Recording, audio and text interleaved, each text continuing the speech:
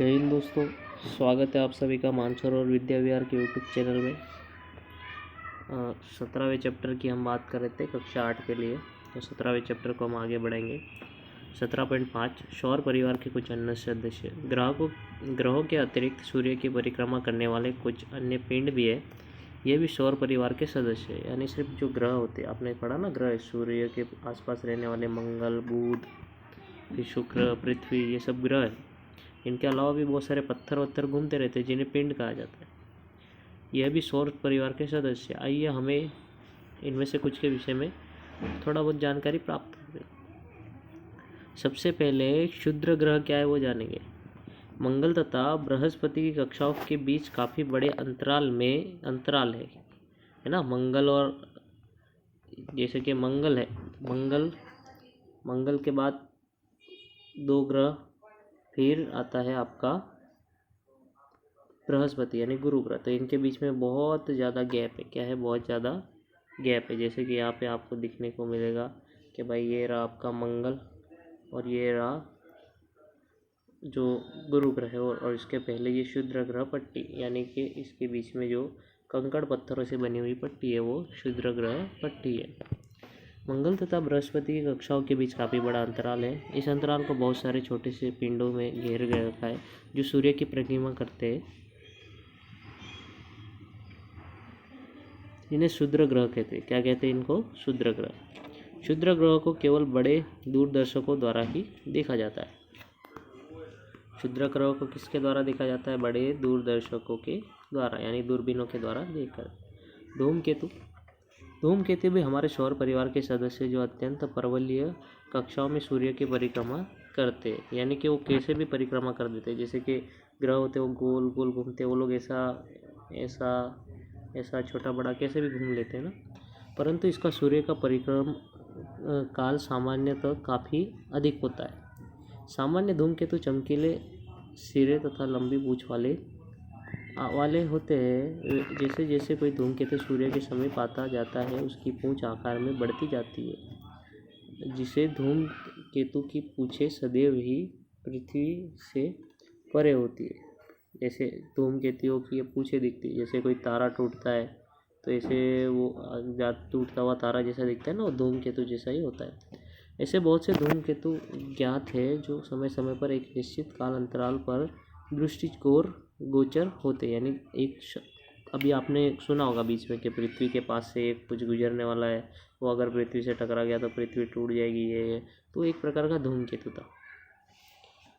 हले का धूमकेतु एक ऐसा धूमकेतु है जो लगभग हर 76 वर्ष में के अंतराल में दिखाई देता है। हर 76 वर्ष में एक बार दिखाई देता है।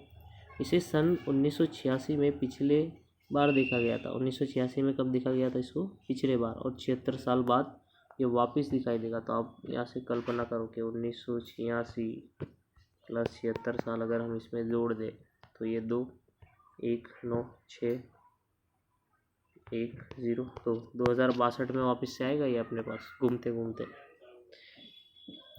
कि अगली बार हेले का धूमकेतु कब दिखाई देगा? क्या आप बता सकते हो? हाँ, 2062 में। धूमकेतु के विषय में अंधविश्वास। कुछ व्यक्ति ऐसा सोचते हैं कि धूमकेतु गैर विपत्तियों और जैसे युद्ध, महामारी, बाढ़ आदि के दूत है, परंतु ये सब मिथक तथा अंधविश्वास है। धूमकेतु का दृष्टिचोर होना एक प्राकृतिक घटना है, इससे भयभीत होने की ज़रूरत नहीं है। उल्का तथा उल्कापिंड, इसके बारे में आप अच्छी तरह से जानते हो। रात्रि के समय में जब आकाश साफ हो तथा चंद्रमा भी न दिखाई दे रहा हो तो आप कभी कभी आकाश में प्रवेश की कई चमकीली धारी को भी देखते हैं। इसे शूटिंग स्टार या टूटता तारा कहते हैं। ये रहा टूटता तारा, देखते हो ना टूटता तारा, ये उल्कापिंड और उल्का शिलाएँ होती है। यद्यपि यह तारा नहीं बल्कि उल्का कहते हैं इसे। क्या कहते हैं इसे? उल्का सामान्यतः छोटे पिंड होते हैं जो यदा कदा पृथ्वी के वायुमंडल में प्रवेश कर जाते हैं। उस समय इनकी अति उच्च चाल होती है।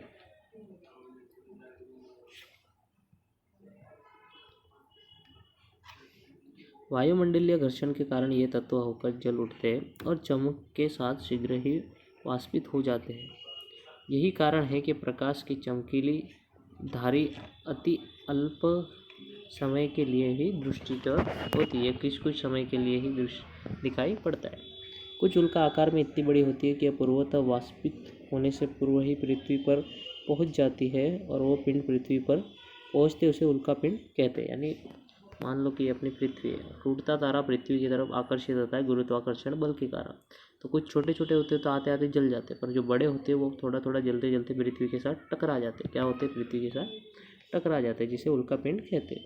उल्का पिंड वैज्ञानिकों को उस पदार्थ की प्रकृति की खोज करने में सहायता करते हैं जिसमें सौर परिवार बना है। उल्का वृष्टि। जब पृथ्वी किसी धूमकेतु की पूंछ को पार करती है तो उल्का के झुंड दिखाई देते हैं, उन्हें उल्का वृष्टि कहते हैं। ये उल्का वृष्टि नियमित समय अंतराल पर हर वर्ष होती है। आप किसी वैज्ञानिक पत्रिका या इंटरनेट से इनके दिखाई देने के समय का पता लगा सकते हैं। इसके बाद जो है वो कृत्रिम ग्रह, जैसे कि सैटेलाइट्स वगैरह, ये सारे कृत्रिम ग्रह है। भारत ने सबसे पहला सैटेलाइट आर्यभट्ट छोड़ा था। क्या छोड़ा था? आर्यभट्ट। उसका नाम आर्यभट्ट था, याद रखना। आपके एग्जाम में पूछा नहीं जाएगा, ऐसे ही नॉलेज के लिए। कृत्रिम उपग्रह। आपने यह सुना होगा कि ऐसे बहुत से कृत्रिम उपग्रह हैं जो पृथ्वी की परिक्रमा कर रहे हैं।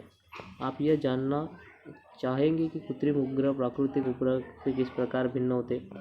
हाँ, क्योंकि वो जो प्राकृतिक उपग्रह होते हैं वो मानव द्वारा निर्मित नहीं होते और वो सूर्य की एक निश्चित परिक्रमा करते हैं तथा सूर्य के द्वारा भिन्न हुए ही अंग होते हैं, जबकि कृत्रिम वो मानव द्वारा सर्जित होते हैं और मनुष्य ही उसे अंतरिक्ष में एक निश्चित धरी पे घूमने के लिए भेज देता है। इनका प्रमोशन पृथ्वी से किया गया है। ये पृथ्वी के प्राकृतिक उपग्रह अर्थात चंद्रमा की तुलना में कहीं अधिक निकट रहकर पृथ्वी की परिक्रमा करते हैं। यानी जो भाई अपना चंद्रमा है वो दूर रहता है, इनसे दूर रह के गोल गोल घूमता है, और ये सारे क्या पृथ्वी के पास पास ही जाके ऐसे गोल गोल घूमना ये लोग शुरू कर देते हैं। भारत के बहुत से कृत्रिम उपग्रह का निर्माण तथा प्रवचन किया है। आर्यभट्ट भारत का प्रथम उपग्रह था। हाँ, अब याद रखना, पूछा भी जाएगा, आपकी किताब ने भी बता दिया कि आर्यभट्ट प्रथम उपग्रह था। कुछ अन्य भारतीय उपग्रह इनसेट्स, IRS, कल्पना 1, EDUSAT आदि हैं। कृत्रिम उपग्रहों के बहुत से व्यवहारिक अनुप्रयोग हैं। इनका उपयोग मौसम की भविष्यवाणी, रेडियो तथा टेलीविज़न संकेतों के प्रेषण में किया जाता है। इनका उपयोग दूरसंचार तथा सुदूर संवेदन के लिए भी होता है। मुझे ये कहना है कि सुदूर संवेदन हमारा तात्पर्य दूरी से सूचना एकत्रित करना है ना। ये सारे सैटेलाइट्स है। ऐसा सैटेलाइट्स, ऐसा पहले एक रॉकेट देखते हो, रॉकेट, ऐसा रॉकेट होता है ना, ऐसा रॉकेट होता है और इस रॉकेट के ऊपरी भाग में ये सैटेलाइट होता है। ये सैटेलाइट को डाल देते हैं, तो इसको ऊपर उड़ाते हैं, धीरे धीरे इसके हिस्से काटते जाते हैं, काटते जाते हैं, काटते जाते हैं और इतना हिस्सा बस अंतरिक्ष में छोड़ दिया जाता है।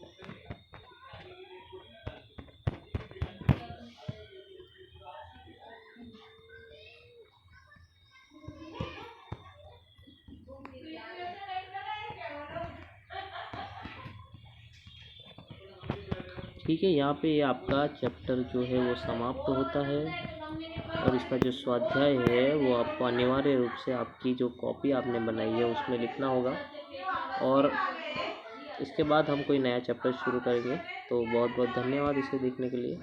आभार।